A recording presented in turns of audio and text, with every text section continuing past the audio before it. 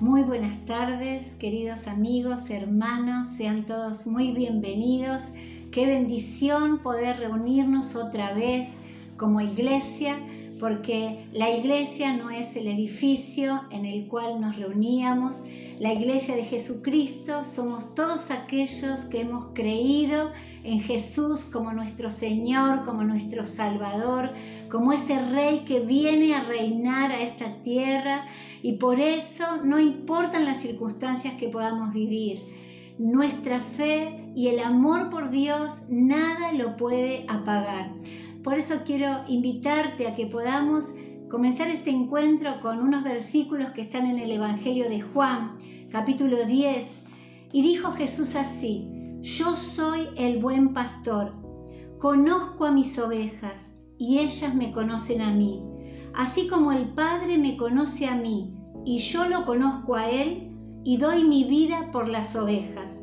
Tengo otras ovejas que no son de este redil y también a ellas debo traerlas. Así ellas escucharán mi voz y habrá un solo rebaño y un solo pastor. Y qué bueno, mi querido amigo y hermano, que en este tiempo nuestros oídos se han agudizado, han aumentado para poder escuchar la voz de nuestro pastor, la voz de Jesús. Cuando Él nos habla, verdaderamente produce en nosotros una alegría que no se puede comparar con nada.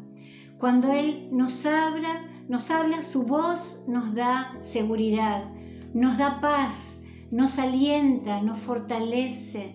Por eso quiero que juntos ahora podamos presentarnos a poder escuchar este mensaje en el cual Dios nos va a hablar. Jesús va a hablar a lo profundo de tu ser.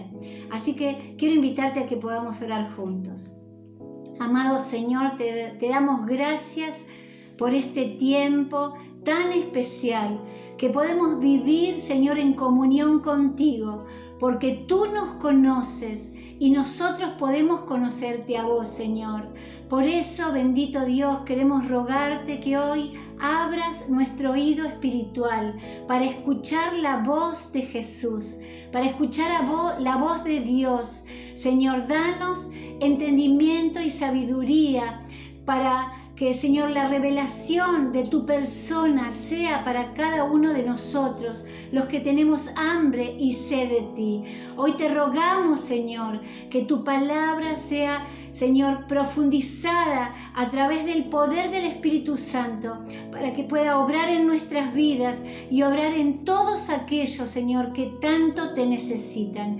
Gracias, bendito Dios, por ser tus hijos, por ser tu iglesia, y gracias por la fortaleza, por el amor, Señor, que cada día nos das, Señor, para pasar este tiempo difícil, Señor, en que el mundo entero, Señor, está siendo sacudido. Pero gracias, Señor, porque los que estamos en ti estamos firmes. Bendito sea tu santo nombre. Te entregamos este tiempo, te lo rogamos en el nombre de Jesús. Amén. Por eso, amado hermano, amigo, quiero invitarte a que adores al Señor y que mientras adoras al Señor puedas disponerte a abrir tu corazón, abrir tu oído para que sobre cualquier otra voz puedas escuchar la voz de Jesús. Dios te bendiga.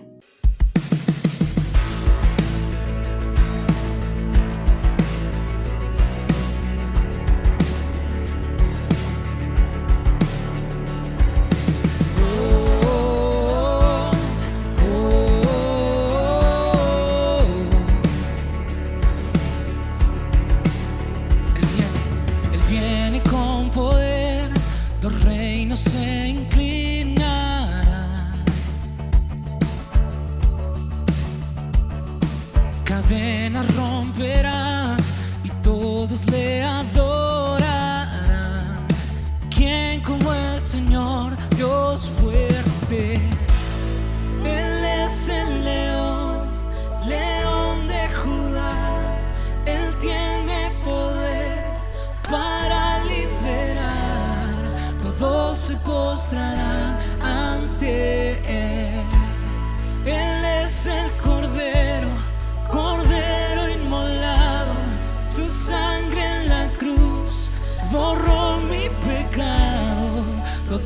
se postrarán ante el Cordero y el León. Todos se postrarán ante ti.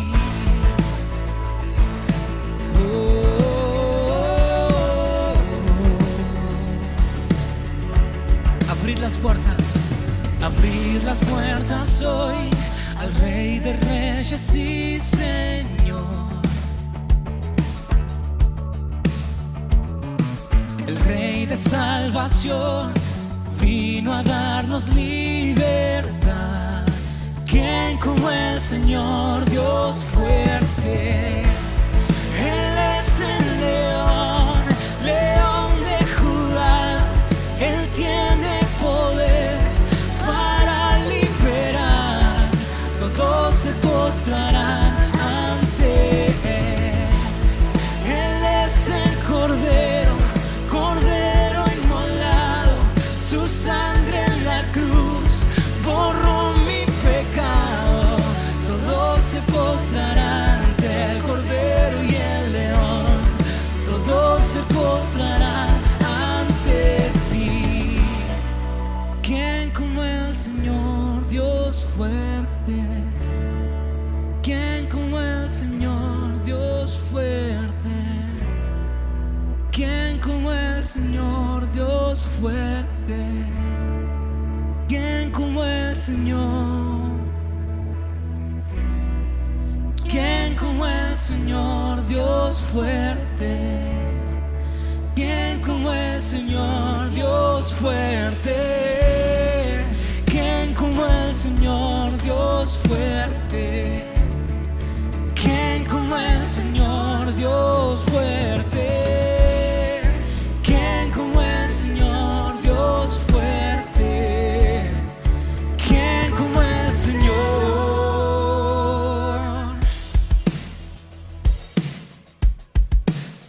¡Hey! Él es el león, león de Judá.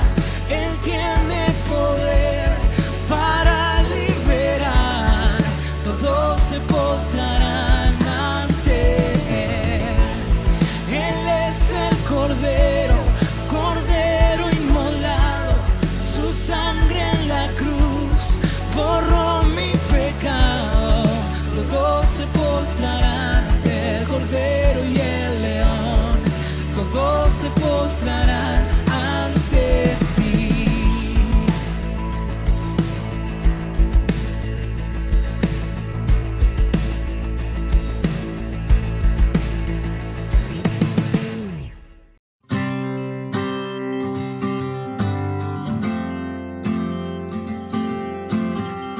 Gracias por tu amor, Jesús. Si la tiniebla viene a atropellar y el gozo me quiere robar, si el dolor se quiere apoderar, firme permanezco, firme permanezco. Porque tu amor vence el temor cuando en ti estoy firme. Tu amor vence el temor cuando en ti estoy firme. Tu amor vence el temor cuando en ti estoy firme.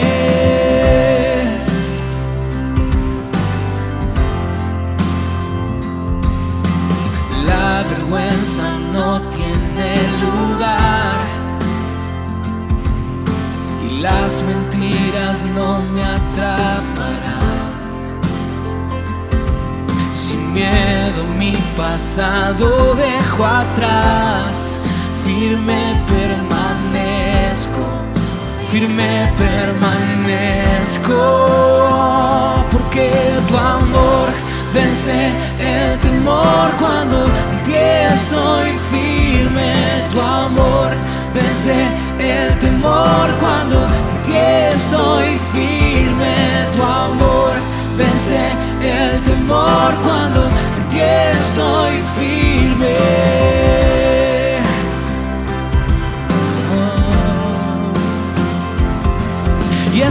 poder que nos da libertad y puede aún los muertos levantar. Es tu poder que borra la maldad.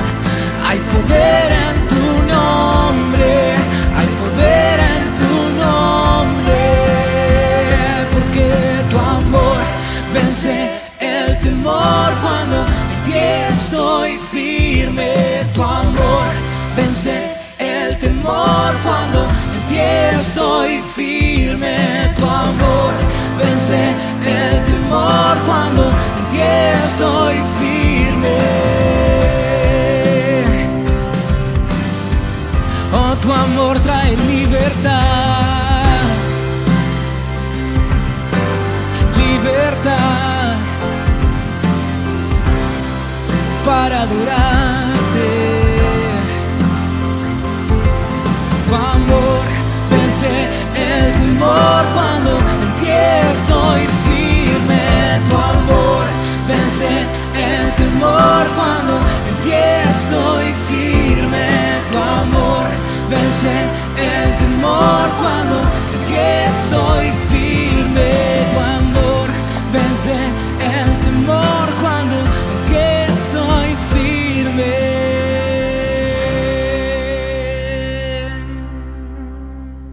Hola, bienvenidos. Te doy la bienvenida nuevamente a este espacio que hemos dedicado a compartir la palabra de Dios en estos tiempos tan especiales que vivimos como iglesia y como sociedad.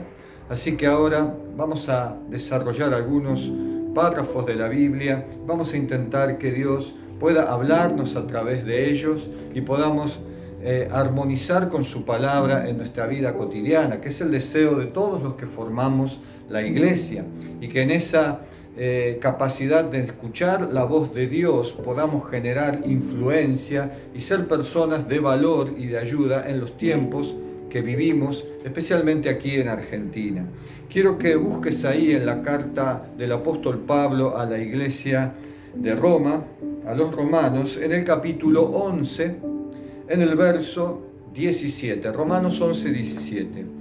Dice: algunas ramas del árbol de Abraham, algunas del pueblo de Israel, han sido arrancadas, y ustedes los gentiles, que eran ramas de un olivo silvestre, fueron injertados. Así que ahora ustedes también reciben la bendición que Dios prometió a Abraham y a sus hijos, con lo cual comparten con ellos el alimento nutritivo que viene de la raíz del olivo especial de Dios. Así que no se jacten de haber sido injertados para reemplazar a las ramas que fueron arrancadas. Ustedes son solo una rama, no son la raíz. Tal vez digas: bueno, esas ramas fueron arrancadas para darme un lugar a mí. Es cierto, pero recuerda que esas ramas fueron arrancadas porque no creyeron en Cristo, y tú estás allí porque sí crees. Así que no te consideres tan importante, más bien teme lo que podría suceder, pues si Dios no perdonó a las ramas originales, tampoco te perdonará a ti. Fíjate en que Dios es tan bondadoso, pero también severo. Hasta aquí el texto de la palabra del Señor. Y aquí el apóstol Pablo en el capítulo 11, como recién estábamos leyendo, a partir de esos versículos que hemos leído, el 17 y en adelante, habla muy claramente acerca de los sucesos que le acontecieron al pueblo de Israel cuando rechazan al Mesías que tanto tiempo, cientos de años, habían estado esperando y no lo recibieron, lo rechazaron. Entonces Dios dice que injertó en esa raíz del olivo verdadero a las ramas de un olivo silvestre, y esas ramas de olivo silvestre injertadas, dice el apóstol Pablo, en la raíz del olivo verdadero, son los gentiles, o sea, somos vos y yo. Luego el apóstol Pablo da una advertencia a los que somos gentiles acerca de que no debemos jactarnos de eso, aunque es verdad que Dios arrancó a las ramas originales para injertar a nosotros los gentiles como ramas de olivo silvestre, y no cabe duda que fue así, porque el mismo apóstol, siendo israelita, lo está reconociendo. Pero el apóstol les hace notar la severidad de Dios al no dudar en arrancar de la raíz del olivo verdadero a aquellos que deberían estar allí, pero se rehusaron terminantemente a ser parte de la raíz del olivo verdadero. Y entonces Dios injertó a los que parecía que no merecían ser parte de esa raíz, y ahora lo somos por esa gracia y misericordia de Dios. De modo que es muy importante tener en cuenta todas estas cosas en este tiempo tan especial, ya que Israel fue, es y será el pueblo de Dios. Y de eso tampoco tenemos ninguna duda, porque toda la Biblia nos habla de esa verdad. Y ahora bien, Israel, basado en esa verdad, generó una doctrina de falsa seguridad. Una doctrina, escuchaste, de falsa seguridad, asumiendo que Dios debía aceptar cualquier cosa de parte de su pueblo por justamente llevar el título de pueblo de Dios, y que jamás haría algo en contra de ellos. Tremendo error del pueblo de Israel, porque Dios actuó sobre su propio templo y desterró a su pueblo a la esclavitud en Babilonia. Dios no tolera cualquier cosa de su pueblo, y aún estuvo dispuesto a destruir su propio templo y permitir que su amado pueblo Israel fuese llevado cautivo a un imperio satánico como el imperio babilónico. Esa falsa seguridad los llevó a rechazar a todos los profetas que Dios les enviaba vez tras vez, pensando que jamás les sucedería así. Y entre los profetas que más trabajaron este aspecto, podríamos decir que fue Jeremías, que lo padeció en persona, en carne propia, el rechazo continuo frente a las advertencias de severidad de Dios y al hecho de rehusarse ellos a reflexionar en los tiempos que les tocaba vivir.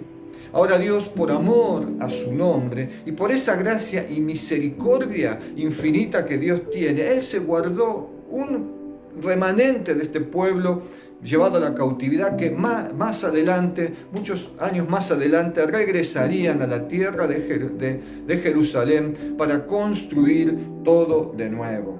Ahora bien, esto que es tan importante, yo quiero ahora enlazarlo o entrelazarlo con un pasaje que se encuentra en el libro de Ezequiel, en el capítulo 14, del verso 12 al 23, que no voy a leerlo, pero que te recomiendo que vos lo leas. Yo te lo voy a repasar directamente. Y en este libro encontramos algo muy interesante. Cuando Dios les habla acerca de la certeza al pueblo de Israel del castigo que Él traería sobre ellos, el pueblo se rehúsa a obedecerle. Y esto nos desafía a una reflexión profunda. El pueblo recibe una advertencia de Dios a través de ciertas situaciones, y el pueblo de Dios se rehúsa a escuchar las advertencias que Dios les hace. Y eso nosotros tenemos que tomarlo como un modelo para nuestra propia vida y para nuestras propias iglesias y comunidades, porque también nosotros hoy llevamos el título de pueblo de Dios, aunque de diferente manera. Hasta hace unos pocos meses estábamos convencidos, queridos amigos y hermanos, que todo lo que estábamos haciendo en nuestras congregaciones e iglesias merecían toda la aprobación de Dios. Que todo lo que estábamos haciendo era perfecto y aprobado por Dios. Sin embargo, yo diría que a través o a raíz de todo lo vivido hasta el día de hoy, deberíamos repasar urgentemente las historias del pueblo de Israel para poder encontrar discernimiento acerca de lo que Dios puede estar diciéndonos ahora mismo, diciéndonos y haciendo, como lo hizo con Israel, su pueblo, y con toda la sociedad hoy y la iglesia incluida en ella. Porque corremos el peligro de pensar que esto es solo un llamado de atención para los incrédulos y que nosotros no tenemos nada que ver. Creo que deberíamos prestar atención en las conductas de Israel y no imitar esos modelos fallidos. Y en este capítulo que estoy diciéndote del libro de Ezequiel, en los primeros versículos que quiero leer, que son del 12 al 14, este primer punto que quiero desarrollar, Dios dice que permite una gran o una profunda crisis económica en Israel y lo produce como una disciplina de parte de Dios a causa del pecado y de la testarudez del pueblo de Israel. Y Dios les dice esto: si en este tiempo de crisis económica estuvieran aquí Noé, Daniel y Job, no podrían más que salvarse a ellos mismos y ninguno más se salvaría. Y no cabe ninguna duda de la comunión específica de Daniel, de Noé y de Job, hombres tremendamente consagrados a Dios y aprobados absolutamente delante de Dios. Y en medio de esa crisis económica les dice, aunque estuvieran estos hombres que son tan firmes en la fe, tan consagrados, solamente ellos lograrían salvarse y ninguno de los demás podrían lograrlo. Luego vuelve a decirles en el verso 15 de este capítulo hasta el 16, que Dios dice que permite sobre Israel desastres naturales, tragedias naturales, que iban a asolar toda la tierra de Israel. Y vuelve a decirles lo mismo que antes. Miren, queridos hijos, si en este momento de desastre natural estuvieran entre ustedes Noé, Daniel y Job, ni siquiera ellos podían salvar a sus propios hijos e hijas. Solamente ellos se salvarían. Y esto sucede como parte de una disciplina de Dios para llamar a su pueblo a una reflexión profunda. Y esta es una segunda señal donde Dios le pide a Israel que abandone sus conductas, que se siente a pensar, a reflexionar, a leer las Escrituras nuevamente para corregir sus modelos religiosos, sus conductas, sus estilos de vida, la manera de pensar. Pero ellos se rehusaron. En el tercer punto, en el verso 17 de ese capítulo hasta el 18, dice que Dios permite que sucedan guerras tremendas contra el pueblo y la nación de Israel. Y luego vuelve Dios a insistir con lo mismo. Le dice, miren, si en esta situación de guerra hoy estuvieran aquí entre ustedes Noé, Daniel y Job, juntos, tampoco se salvarían nadie más que ellos exclusivamente. Gracias a Dios aquí en Argentina no estamos viviendo una guerra literal, pero tenemos que asumir que verdaderamente tenemos una guerra encubierta de división social, que tenemos mucha opresión, que tenemos un grado de incertidumbre y de inseguridad como si estuviéramos inmersos en una verdadera guerra, donde hay una corrupción aguda que garantiza una gran inestabilidad y una gran pobreza en nuestra sociedad. Si no tenemos una guerra literal, tal vez esto se le parezca bastante. Por último, en el cuarto punto, desde el verso 19 al 20, dice que Dios va a permitir una epidemia, les dice. ¡Wow! ¿No? Que cualquier similitud con lo que sucede ahora, diría alguno, es pura casualidad, ¿no? No, pero no es así. Dios permite una epidemia y les vuelve a decir lo mismo. Aunque estuvieran juntos aquí, Noé, Daniel y Job, solamente ellos podrían salvarse a causa de su justicia. Así que el Señor permite una epidemia para que su pueblo Israel pudiera entender que debían reflexionar, volver a pensar. Quiero ir armando una conclusión de esto que estoy compartiendo con cada uno de ustedes. Es interesante poder reflexionar en todo esto, en que la palabra de Dios nos está diciendo y poder entrelazar estos dos textos, la advertencia de Pablo en la carta a los romanos con los escritos de Ezequiel hacia el pueblo de Israel. Y la pregunta que tenemos que hacernos es, ¿estará llamándonos el Señor a repensar nuestro estilo de vida?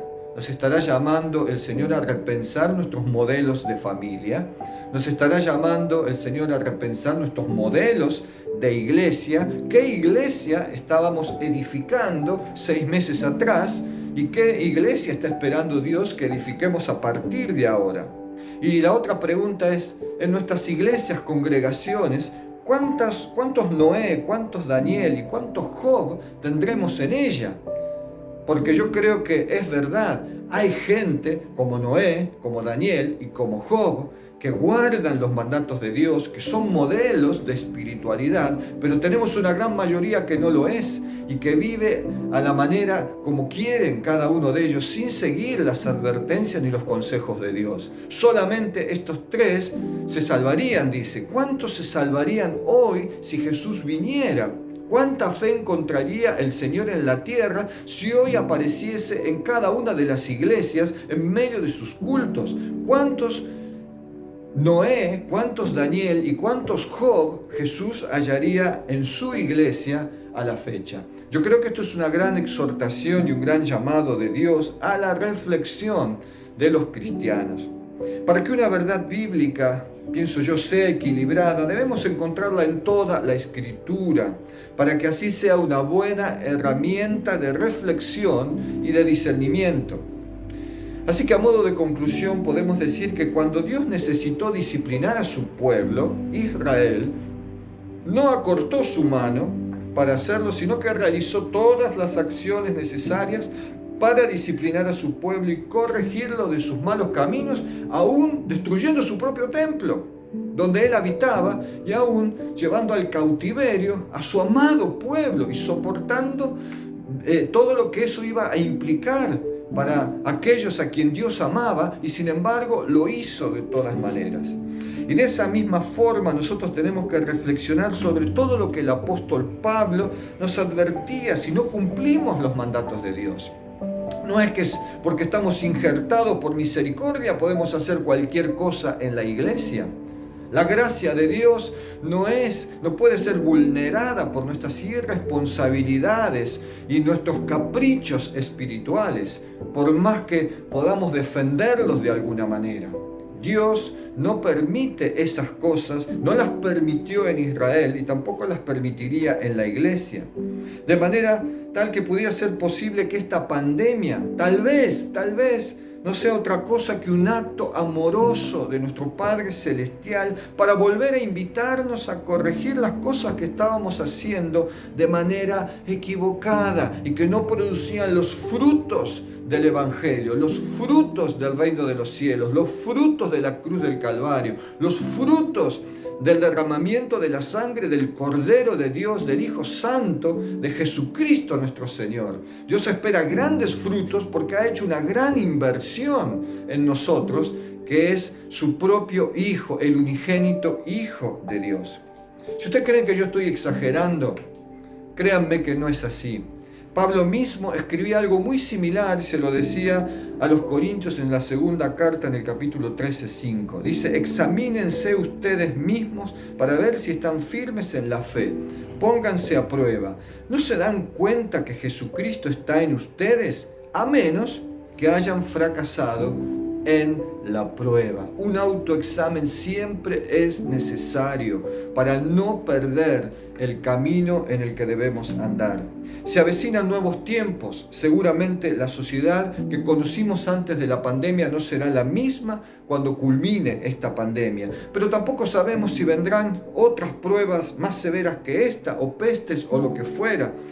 Tal vez simplemente estamos a las puertas del regreso de Jesucristo. Y estos acontecimientos y eventos no son más que los dolores de parto que anuncian el nacimiento, el regreso del Señor Jesús a buscar a su iglesia. Y lo veremos regresar con ángeles bajando del cielo para llevarnos a la eternidad con Él y traer la justicia de Dios a esta tierra.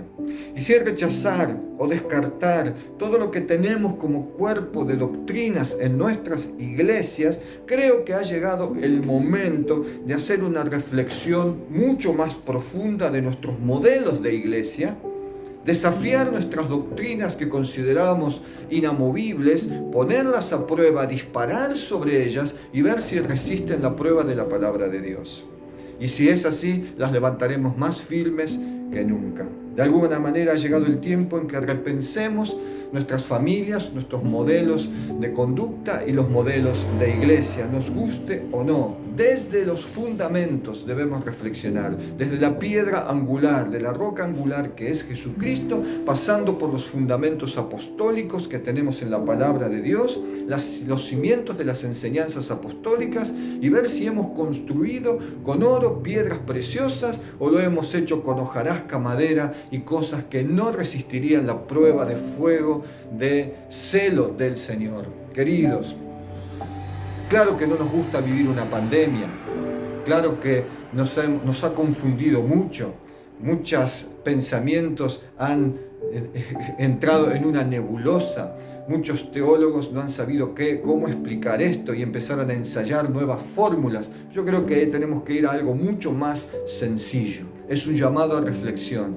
es un llamado como Dios le hacía a Israel, es un sacudón aún a las doctrinas y modelos más arraigados en la mente y en el corazón humano, como lo estaban en Israel. Se habían convertido en la piedra y los huesos de ellos mismos. Claro, no se los podían sacar de encima, pero eso los llevó a rechazar al mismísimo Mesías. Que no nos suceda a nosotros, que si Jesús viene a buscar a su iglesia, encuentre fe en ella, encuentre a muchos Noé, a muchos Daniel y a muchos Job haciendo la voluntad de Dios. Yo solo espero que tú y yo seamos uno de esos que esperan al Señor haciendo bien las cosas y obedeciendo a Dios en todo. Dios te bendiga.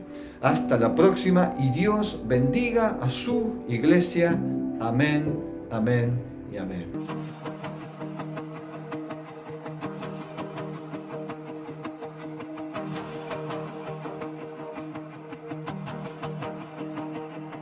Levanto una aleluya con el enemigo frente a mí. Levanto una aleluya hasta que no quede duda en mí. Levanto una aleluya. Mi arma es la canción en mí. Levanto una aleluya. El cielo peleará por mí. Yo cantaré en la tempestad, fuerte y más fuerte, mi alabanza se oirá. De las cenizas la fe surgirá, la muerte es vencida, el Rey vivo está.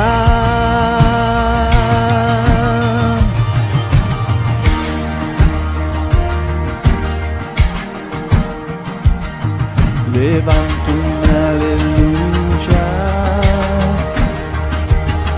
con todo lo que hay en mí. Levanto una aleluya, veré la oscuridad huir. Levanto una aleluya, aún sin saber el porvenir. Levanto una aleluya, temor pierdes control en mí. Yo cantaré en la tempestad, fuerte y más fuerte, mi alabanza se oirá. De las cenizas la fe surgirá, la muerte es vencida, el Rey vivo está.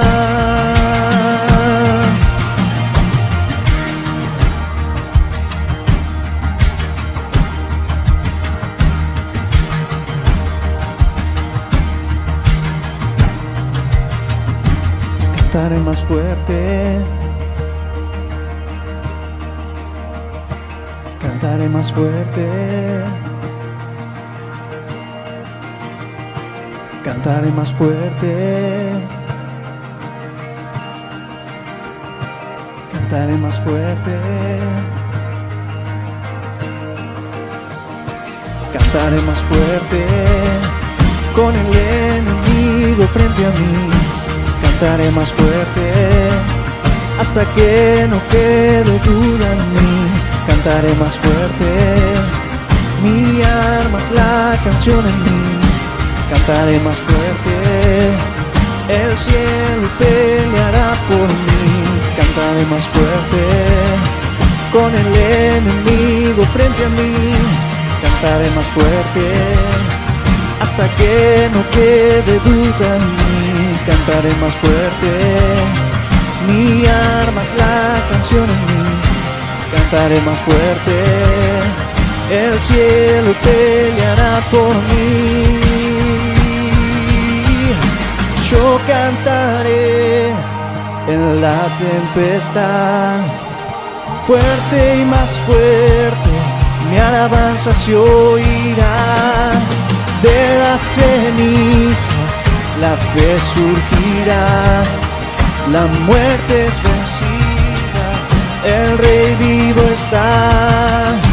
Yo cantaré en la tempestad, fuerte y más fuerte, mi alabanza se oirá. De las cenizas la fe surgirá, la muerte es vencida, el Rey vivo está.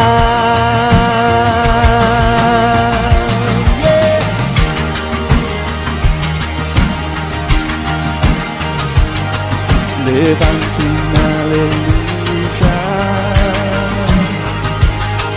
levante una aleluya, levante una aleluya.